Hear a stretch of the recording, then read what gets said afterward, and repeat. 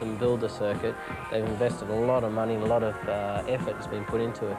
So in fact, it was probably one of the most enjoyable and probably the best Grand Prix circuit in the world, I'd say.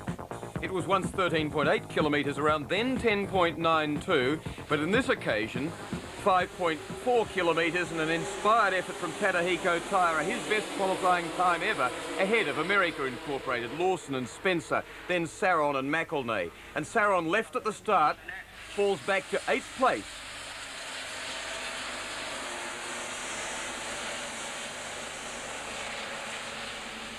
So in a packed field, Wayne Gardner leads Rob McElnay.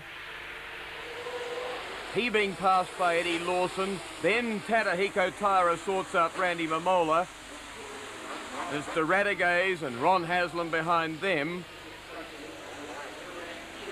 And a crash among the back markers. With Wayne Gardner getting away beautifully and heading Lawson, McElnay, Taira, Momola, De Radiguez, Saron. And a massive crowd. They were queued at the border and they actually ran out of currency, which they had to buy to get into Czechoslovakia from East Germany. Lawson chasing Gardner.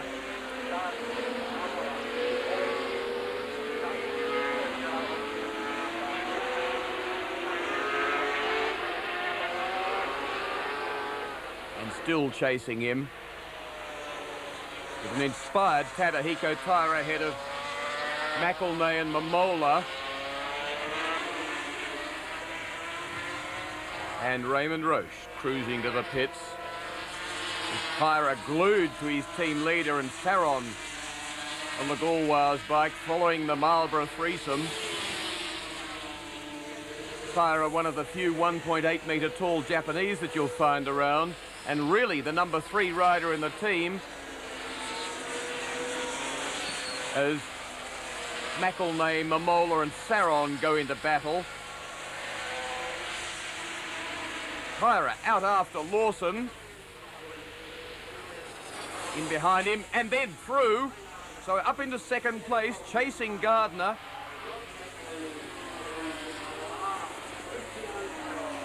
Not a nice thing at all for the number 3 rider in a team to do to the reigning world champion.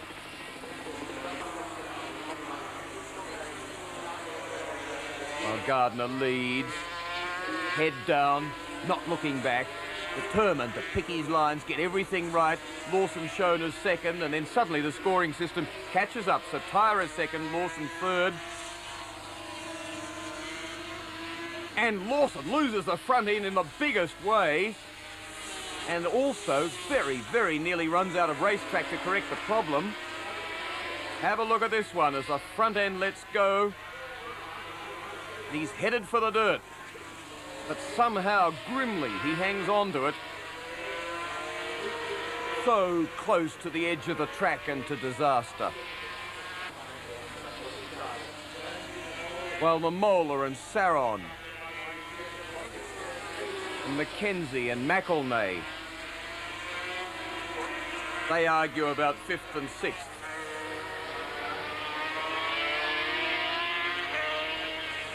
Gardner out in front again, stroking, in command. Picking his lines, doing it beautifully, sliding the back end under power, sitting it upright fairly early, not cranking over as far as some of his opponents do, so he can get the power on earlier. Steer it on the throttle out of the corners. And a fastest lap to boot, which at this new circuit makes it a new lap record. With Taira still leading Lawson, surely his heart fluttering at that moment. But in 3rd place, not slackening pace at all as he reins in Taira a little bit. Saron heads Mackenzie.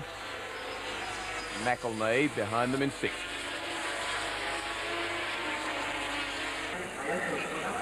Kenny Irons retires the Suzuki.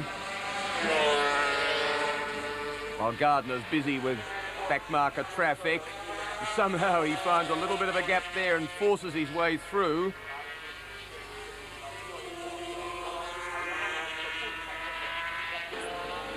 Glorious circuit, and lap 11.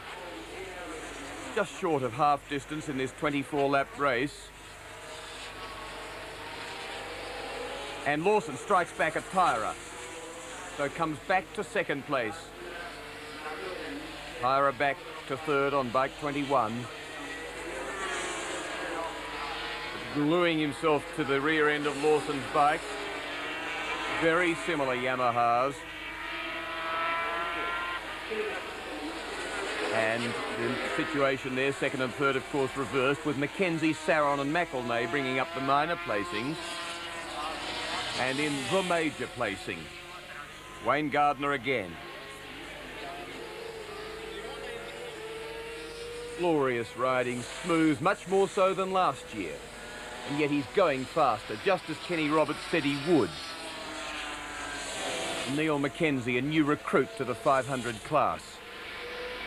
Previously 250 class, 3 GPs on a 500 Suzuki last year. Christian Saron, been in the class some while. And however he managed that. Freddie Spencer, facing the wrong direction, regaining the track. Twice World 500 champion, once 250 champion. The only man to win the 250 and 500 championship in the 1 year, and that was in 1985. Now 10 laps remain. And Spencer wrestling with the agony of unfitness, carrying extra weight. Neil Mackenzie very busy with Christian Saron. The apprentice leads a world champion. And another apprentice. Is he still that? Riding beautifully. Many British titles, many Australian successes,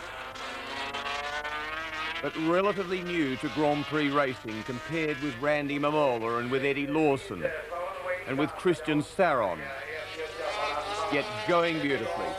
And now with a 4.9 second lead over Lawson, who's ahead of Tyra third, Mackenzie, Honda fourth place, and Yamaha's Saron and Mamola fifth and sixth.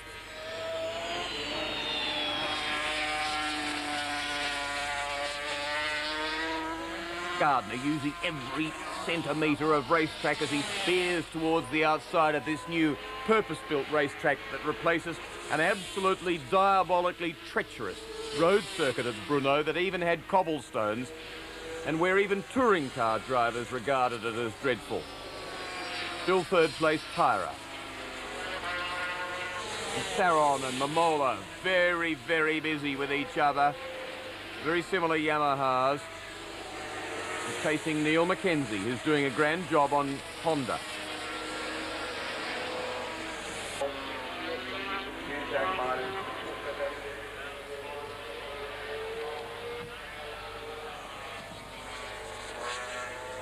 Wayne Gardner, not that big a lead over Eddie Lawson, but good enough at this stage as he pulls away from Tyra.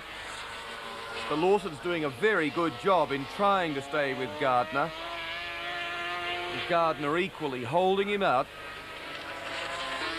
Quite a safe, handy buffer at this stage, but what a great recovery for Lawson after that dreadful moment as he came onto the front straight and just somehow hung on to his Yamaha.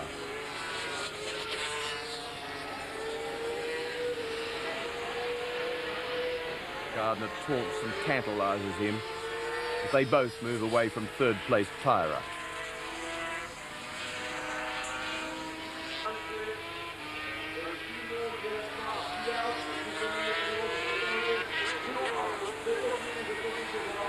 Lawson gets tempted onwards and closes the gap a little bit. But Gardner's pit crew, headed by South Australian Jeremy Burgess, keeping him well advised of what's going on, and he well in control. Again, it was the same sort of race as Anderstorp. I got myself into the swing of things and I didn't really want to let it slip. So motivation was an important part of the season again. And of course, in doing that, I went out there and I blitzed them from the first practice to the last practice. And then of course, the race was basically the same sort of thing as Sweden. Get a good start, be first into the first corner, and just keep my head down and read my lap board. And in fact, an important thing I tried to do this year was not look around at all and just read my lap board, and which has been a bad habit of mine for years. And in fact, that race went extremely perfect. because I didn't look around once, and that was the most pleasing thing, and also I won the race. I won it and held Eddie off to 6 to 8 seconds for most of the race. It wasn't a problem, the bike went very, very well. Basically it's been the same bike all season, and let him close towards the end because there's no need to rush, you only have to win by a foot or two, and could afford to let him close a few seconds towards the end. Can't do much better. The fastest qualifying lap, a new lap record, and headed towards win number 6 in 11 races. Dominant part of the season for Wayne Gardner. Enormous crowd in Czechoslovakia to see his first win on this new purpose-built circuit. $70 million invested. Magnificent surface, and Lawson not quite able to pin him back, but not allowed to pin him back by the man out in front. His race it is as he heads towards the checkered flag.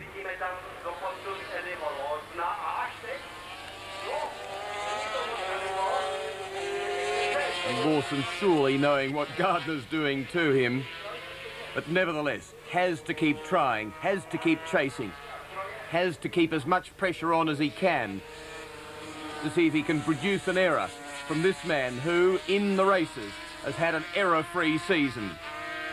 And victory number 6 is Wayne Gardner's from Eddie Lawson.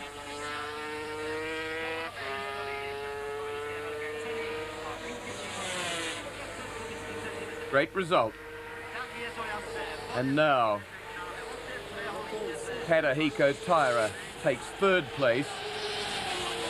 His best ever 500cc class result. He won a 250 race last season, and very disappointing for Randy Mamola. But you can see how delighted the 27-year-old Wayne Gardner is, and also the best result ever for Shunji Yatsushiro. 6th place, bike number 16 Honda, which gives Wayne Gardner 26 points lead over Randy Mamola, and Eddie Lawson in even deeper trouble.